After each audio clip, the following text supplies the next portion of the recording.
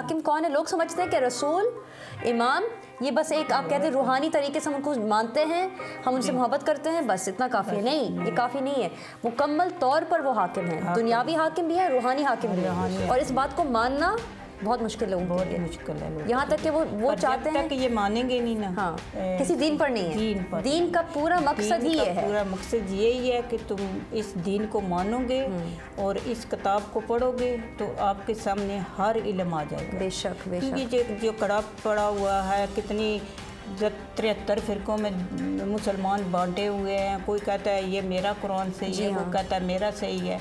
तो हम कहते हैं कि अगर आपने दुनिया का झगड़ा ख़त्म करना है, फसाद ख़त्म करना है, फितना ख़त्म करना है, तो इन उलमा बैठे हुए हैं जिनको फ़िक्र है, जो वसीयत क्यों नहीं मान रहे, इनको अपनी फ़िक्र है, माम बाप क्यों नहीं बता रहे, इनको अपनी फ़िक्र है कि हमारी दुकानें बंद ना हो जाए।